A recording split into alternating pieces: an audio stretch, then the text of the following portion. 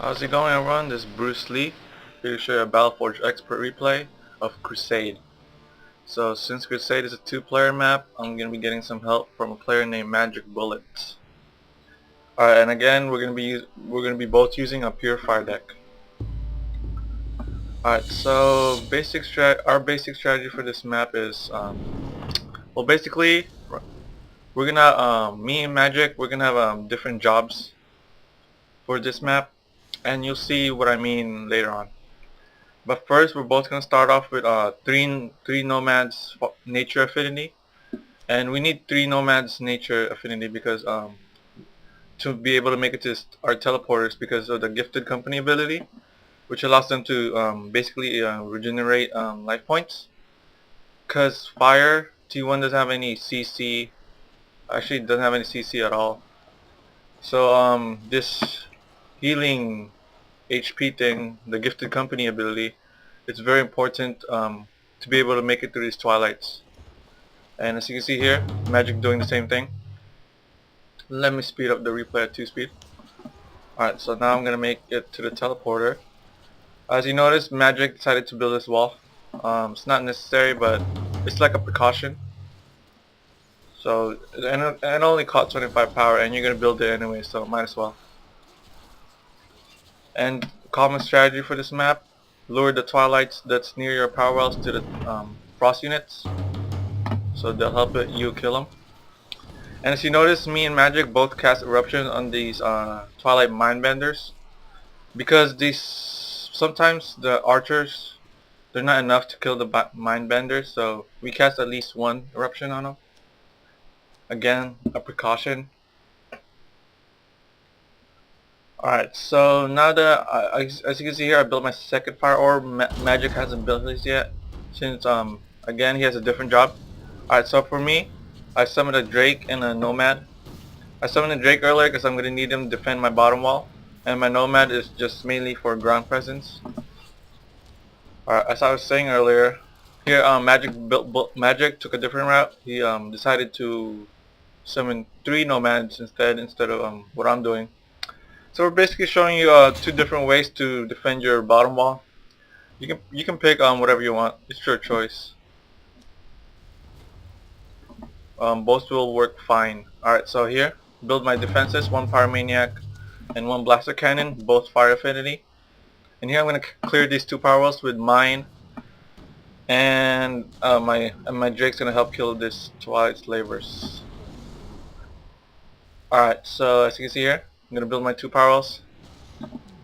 Then I'm going to kill off my Nomad right away, since I won't be needing anymore. And this is what I was talking about my Skyfire Drake. I'm gonna keep it next to these 2 buildings I have, because there's a Twilight Dancer that's gonna come later on, and Twilight Dancers have a really long range, so you need a unit to kill the Twilight Dancer. So I'm using a Drake. Since it's a flying unit, it'll get less damage.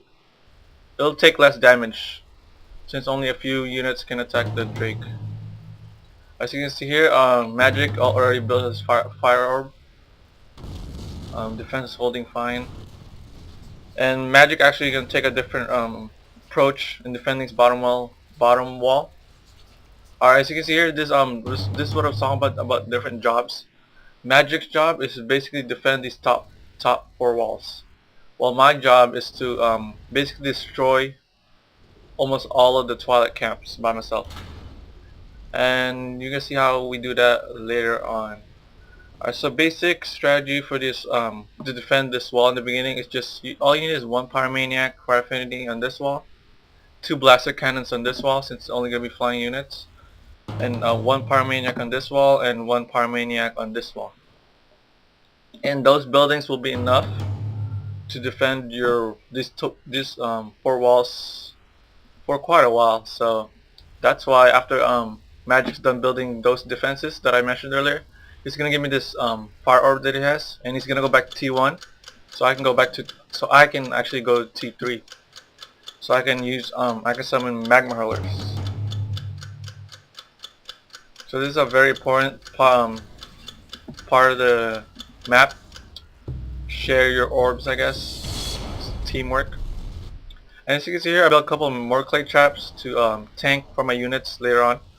I'm gonna basically lure these twilights to the more clay traps. Just take some damage, and once the more clay traps dies, they're actually going to do some damage as well, so very helpful. And this is what I was talking about, Twilight Dancers. Had to use my Drake, but Pyromaniac still ended up going down. That's why here, as you can see here, Magic actually put a makeshift tower here. I guess it's kind of to tank the Dancer, so even the makeshift tower gets destroyed. It's a little bit less power than the Pyromaniac. So that's the approach he took. So now I'm just waiting for my 5th Magma Hurler. By the way, built the Shrine of War, very important for this map. Alright, there's my 5th Magma Hurler. And now I pinged MagicBullet, so it's basically me telling him to start setting up mines. Since I don't want to wait, I need my power, and he's basically has a lot of power, as you can see right now.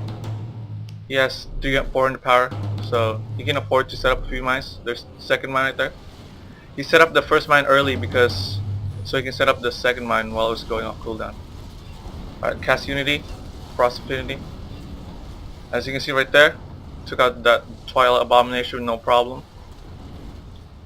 As you notice, I didn't use Juggernaut for this. I just want to show you guys you don't need Juggernaut. But even though I used it right now, but as you notice, I already took out the Twilight Camp, at least most of it, before I summoned Juggernaut. Just to show you guys, you don't really need Juggernaut, even though I say that a lot. But even though I still use them, I just want to let you guys know, since Juggernaut's pretty expensive.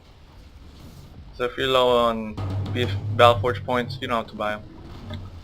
Alright, so I cleared this 1st camp, cleared this orb, but I'm not gonna go T4. I'm gonna give it to MagicBullet instead, so we can start building more towers here, buildings I mean, so that to prepare basically for the final wave that comes once I destroy all these Twilight camps.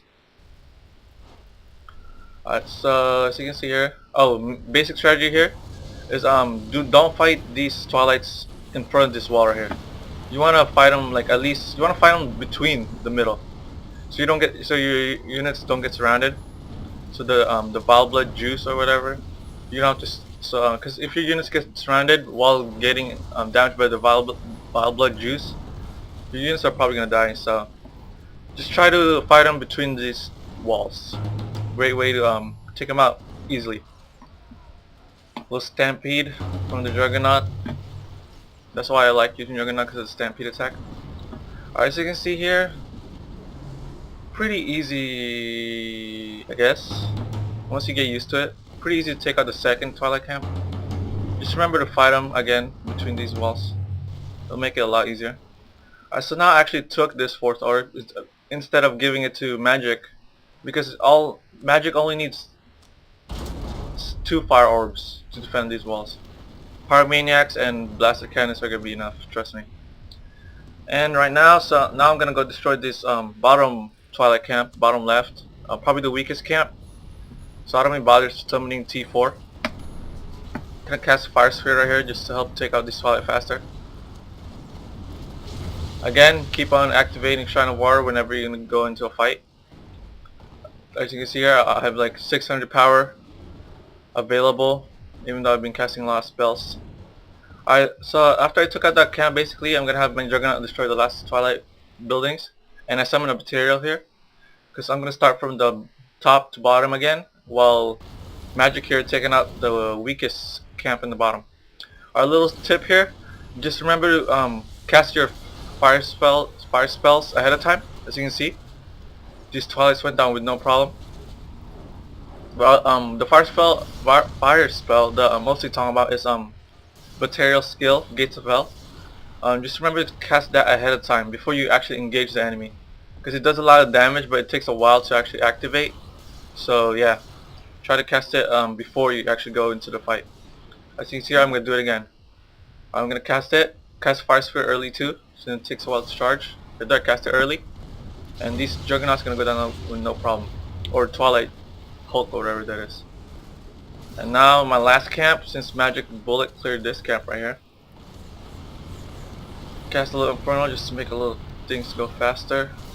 And there it goes. Cleared all the Twilight camps. Now the big old Twilights here are gonna come. I actually built my Infernal Machine kinda late. It basically helps your building survived, but I built it kind of late, so that was kind of bad, but whatever.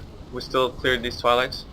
Oh, just remember what to do is if you're doing my job, remember to cast some fire spells on these walls. I forgot to cast one on this part of the wall, so these twilights ended up surviving. So I had to summon a material just to finish them off, but it's no problem again. And because we've pretty much finished the map. As you can see here, I've been picking up the gold since we were done, basically. And that's about it, guys. Just remember, one thing to remember is, I guess, teamwork. Just if you're doing MagicBullet's job, just remember to cast some spells to help out your teammate clear the twilight camps. And that's about it. Thank you guys for watching. Hope you guys enjoyed it, and see you next time.